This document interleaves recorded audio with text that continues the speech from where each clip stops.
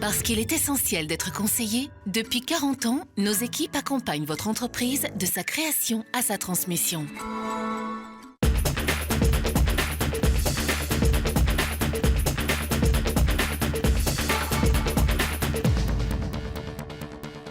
Bonjour et très heureux de vous retrouver dans Lyon Décideur. La Caisse des dépôts fait feu de tout bois. On en parle dans un instant avec Patrick François, son directeur interrégional en Rhône-Alpes, Auvergne et Bourgogne.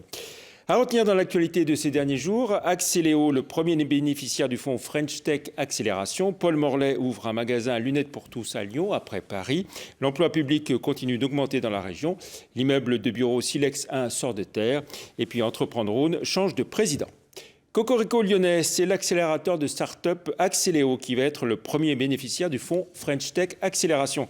La démarche French Tech s'appuie sur une enveloppe de 200 millions d'euros dans le cadre du programme d'investissement d'avenir. Ce sont 2 300 000 euros que le fonds French Tech Accélération investit dans Axeléo, aux côtés d'entrepreneurs lyonnais du numérique, dont Visiative et Acti. Une nouvelle accueillie avec un large sourire à Lyon chez les patrons et les élus de la métropole. Gérard Collomb en tête. Reportage Stéphanie Clopin, Bertrand Frachon. Le numérique boosté dans la capitale des Gaules. Lyon fait partie des 9 villes françaises qui ont reçu le label French Tech, décerné par l'État dans le cadre du programme d'investissement d'avenir. Et c'est justement à Lyon que le fonds French Tech va faire son premier investissement de 2 300 000 euros. C'est Axeléo, un accélérateur de start-up, qui va en bénéficier. C'est décisif dans notre développement. Axeléo, on l'a créé en novembre 2013 avec Christophe Dumoulin et Laurent Fiard du groupe Visiative à Lyon sur le pari de pouvoir accompagner des startups dans le numérique B2B sur leur phase d'hypercroissance. Notre modèle économique est basé sur une association en capital des startups où on investit du temps, notre expertise et nos carnets d'adresses pour pouvoir les aider contre du capital. L'investissement du fonds French Tech va permettre à Axeléo de passer la vitesse supérieure. Axeléo aujourd'hui a un terrain de jeu qui est la France entière, puisqu'on a aujourd'hui 9 startups accélérées dans 5 villes différentes. Donc ça va nous aider à nous développer, à renforcer nos effectifs, et puis surtout dans le cadre de Learning Expedition pour pouvoir amener certaines de nos startups à l'international pour qu'ils comprennent, qu'ils puissent vraiment appréhender le niveau d'exigence de la compétition internationale, que ça soit aux US, en Angleterre ou en Allemagne. On reste dans l'univers des startups et des entrepreneurs innovants avec le rebelle Paul Morlet. Après Lulu French Tea, il s'est lancé dans les lunettes pour tous à 10 euros à Paris avec un magasin qui a fait parler de lui. Et aujourd'hui, il ouvre un deuxième point de vente à Lyon avec de solides ambitions entre Rhône et Saône et dans toute la France. Un concept qui privilégie la quantité de lunettes vendues à petit prix plutôt que la qualité à prix élevé. Explication Vincent Sartorio et Bertrand Frachon. Alors Lunettes pour tous, c'est très simple, c'est un magasin qui vous permet d'acheter des lunettes à moins de 10 euros en moins de 10 minutes. Donc on rentre dans le magasin, même sans ordonnance, et on peut faire finalement le test de vue à l'intérieur gratuitement. Il entend révolutionner le marché des lunettes. Paul Morlet, 25 ans, vient d'ouvrir à Lyon sa seconde boutique Lunettes pour tous après son succès à Paris. Pour proposer des lunettes de vue à 10 euros, il fait fabriquer les montures en Chine et les verres en Corée. Il mise ensuite sur un gros volume de vente. La différence, c'est que l'opticien qui vend que 2 paires par jour répercute ses faibles ventes sur le prix de ses clients. Donc en fait, il a très peu de clients, donc quand il prend un client, et il lui vend très cher. Voilà. Moi, je trouve ça honteux d'acheter une paire en moyenne 500 euros en France, c'est honteux. C'est un produit qui est obligatoire et l'opticien le sait très bien. Donc il a une position abusive, vous avez besoin de lunettes, donc finalement moi, je trouve ça vraiment honteux de ne pas pouvoir avoir un produit comme ça qui est indispensable aujourd'hui à un prix correct. Il faut savoir que nous, quand on fait une paire de lunettes, et qu'on reçoit un client, le temps de travail que nous avons à impartir et à imputer à cette réalisation de lunettes va être de l'ordre de 160 à 170 minutes. Rien que le temps que nous passons à la prise de commande ou prise de mesure, ça dure pratiquement 45-50 minutes. Donc faire des lunettes en 10 minutes, pour 10 euros, c'est peut-être déjà très très cher. Pour cette ouverture de boutique à Lyon, Paul Morlet a investi 1 million d'euros avec son associé Xavier Nial, le fondateur de Free. Et il n'entend pas s'arrêter là. Des magasins lunettes pour tous seraient en projet dans 25 autres villes de France. Des emplois privés, on passe aux emplois publics avec les effectifs de la fonction publique qui ont continué d'augmenter en 2013, aussi bien au niveau national que dans la région. À l'échelle de tout l'Hexagone, la progression a été de 1,5% à 5 600 000 euros de salariés, tandis qu'en Rhône-Alpes, la hausse était encore plus marquée à près de 500 000 emplois publics, soit une hausse de 1,7% en 2013. Explication, les emplois aidés ont plus augmenté dans la région, plus 46%, contre plus 36% dans toute la France. Immobilier d'entreprise, la foncière des régions conforte ses investissements à Lyon en injectant 47 millions d'euros dans la construction d'un immeuble de 10 000 m² à la Part-Dieu, un bâtiment de 9 étages pouvant accueillir 700 personnes et qui sera complété par le Silex 2, 3 fois plus grand quand la commercialisation de Silex 1 sera bien avancée. Bertrand Frachon. Les travaux viennent de commencer. Un nouvel immeuble de bureaux va voir le jour ici à la Part-Dieu, un bâtiment de 10 000 m² sur 8 étages. Baptisé Silex 1, le projet était présenté ce matin. Il y aura un socle actif qui est la particularité qu'a demandé la ville de Lyon sur la Part-Dieu, sur les nouveaux immeubles de la Part-Dieu, pour rendre la ville et la Part-Dieu beaucoup plus connectée à la ville, avec donc un rez-de-chaussée qui sera commercial, des commerces en rez-de-chaussée qui feront face au centre commercial de la Part-Dieu pour donner une vie tout à fait plus active à cet environnement qui aujourd'hui était un peu sombre. Livraison prévue fin 2016. Un nouveau président pour Entreprendre Rhône, Sacha Rosenthal, patron du groupe informatique CFI, prend la tête du réseau Entreprendre Rhône d'aide à la création et à la reprise d'entreprises, fonctionnant avec un système de parrainage. Les entreprises confirmées et expérimentées venant accompagner des porteurs de projets. Sacha Rosenthal prend la suite de Yves Poivet à Lyon. Rappelons que le réseau Entreprendre a démarré dans le Nord avec la famille Muliez. On retrouve à présent notre invité, Patrick François. Bonjour. Bonjour Jean-Pierre. Vous êtes donc à la tête de la direction interrégionale de la Caisse des dépôts pour les régions Rhône-Alpes, Auvergne, Bourgogne. Oui. Caisse des dépôts dont on peut dire que c'est le bras armé de l'État en matière économique. Et alors une Caisse des dépôts très présente dans cette région avec des relais puissants tels que BPI France. Oui. En période économique difficile, finalement, est-ce qu'on peut dire qu'on redécouvre les vertus de la puissance publique ?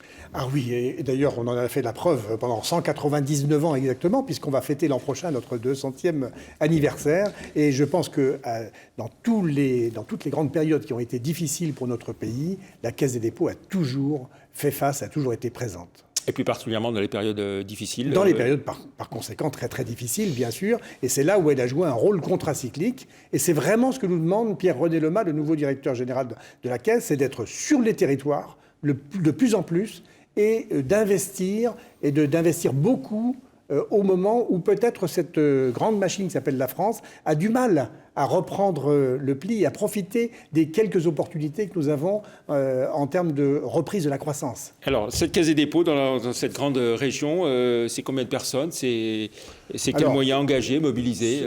C'est environ 110 à 120 personnes qui sont sur ces 3 régions, qui quadrillent le territoire régional, qui sont en contact avec les élus, avec les SEM, avec les acteurs économiques, avec les entreprises. Ça, c'est pour l'établissement public. Mais c'est beaucoup plus si l'on consolide tout le groupe. Parce que nous avons dans le groupe, par exemple, Transdev. Et Transdev, rien que sur Rhône-Alpes, ce sont 2500 personnes qui travaillent dans les bus que vous voyez sur les chemins vicinaux de toute la région. C'est également la BPI. BPI, je ne sais pas, je crois que ça fait environ 200 personnes qui quadrillent le terrain, qui connaissent les entreprises, qui interviennent au quotidien pour aider les entreprises dans leurs projets de développement. Alors, vous évoquiez les entreprises dont vous êtes actionnaire. Alors, l'État est actionnaire, entre autres, des aéroports. Il va se désengager là, ici à Lyon et à Nice. En revanche, il renforce sa participation dans Renault. Où est la logique dans tout ça ? La logique, c'est l'État qui peut s'exprimer et le gouvernement qui peut s'exprimer. En tout cas, effectivement, l'État, aujourd'hui, sur des participations qui sont considérées comme stables, fixées sur le territoire, décide peut-être d'ouvrir son capital sans danger. Et la Caisse des dépôts regarde très attentivement ce qui se passe sur ces plateformes aéroportuaires et notamment celle de Lyon-Saint-Exupéry. Est-ce que vous avez pris des participations dans des entreprises de la région en 2014 ou en cours de prise de participation ? Nous sommes un investisseur avisé d'intérêt général, donc nous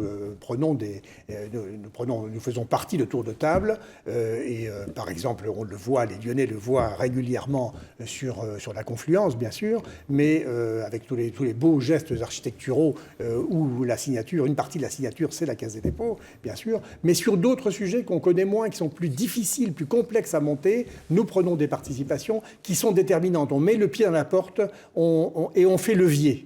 Et on exige le respect de modes de gouvernance. Je pense par exemple à la transition écologique. Oui, alors vous êtes très présent sur la transition énergétique. Oui, de voilà, plusieurs par exemple, façons. Est-ce qu'on peut citer un ou deux exemples ? Avec notre filiale CNR, par exemple, nous avons un projet qui est tout à fait nouveau, complexe également à monter, c'est travailler sur ce que l'on appelle l'effacement diffus, c'est-à-dire regarder ce qui n'est pas consommé dans ce qui est produit en termes d'électricité, notamment pendant la nuit, et monter un modèle économique et réaffecter cette production énergétique à des entreprises qui sont grosses consommatrices d'électricité, des industries qui sont dans les vallées, par exemple, des Alpes, et les faire travailler plutôt la nuit, les machines en tout cas, avec de l'énergie qui coûte moins cher, ce qui permet de maintenir sur site des entreprises qui sinon subiraient le vent de la concurrence internationale. Et puis vous êtes très impliqué aussi dans tout ce qui est politique de la ville, rénovation urbaine. Et Dieu sait si nous sommes engagés ici sur tous les grands quartiers de la ville de Lyon, mais toutes les villes bien sûr, et plus petites comme Bourg-en-Bresse par exemple, où j'étais tout à l'heure, mais la ville de Lyon, on est très très engagé sur la politique de la ville. J'ai récemment fait un prêt de 60 millions d'euros au Grand Lyon pour les aider dans leur projet de réaménagement, puisqu'il y a un travail continu qui est de longue haleine de réaménagement de la ville sur elle-même. Alors on dit que vous lancez aussi des prêts à taux zéro maintenant, avec ces taux historiquement bas. Oui, vous faites certainement allusion, bien sûr. Nous respectons l'évolution des taux qui baisse considérablement. L'OAT aujourd'hui est à peine 0,50. Et vous faites allusion à la mesure qui a été annoncée par le gouvernement et que nous relayons immédiatement parce que c'est un relais de croissance et de réaction immédiate.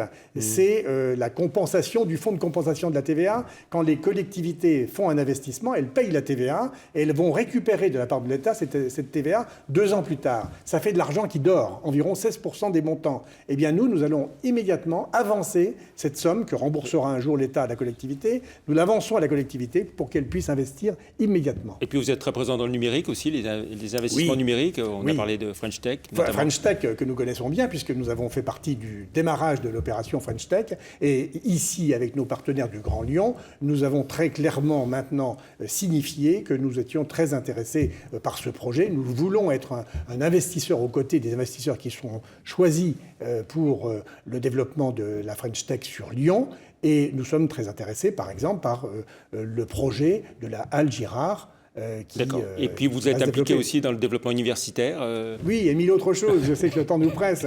Le développement universitaire, et ici, je sais qu'il y a aussi des projets. Nous avons, avec la BEI, nous sommes partagés un important prêt de 245 millions d'euros pour aider les universités de Lyon, Saint-Étienne à se rénover, à se moderniser, à s'adapter à leur temps. C'est très important. Et la Caisse des dépôts, c'est un bon résultat en 2014 1,466 milliard exactement, c'est-à-dire 20 millions de plus ou 30 millions de plus que l'an dernier. Donc la conjoncture, elle n'était pas meilleure, les taux étaient bas. Sur un produit net bancaire de 365 milliards. Voilà, ce qui donne une idée de la puissance de la Caisse des dépôts. C'est une vraie puissance et c'est une pépite que la République...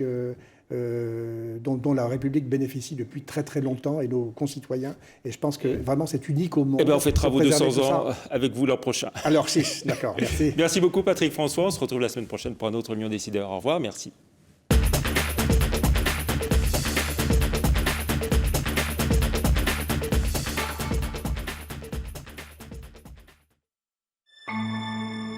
Parce qu'il est essentiel d'être conseillé, depuis 40 ans, nos équipes accompagnent votre entreprise de sa création à sa transmission.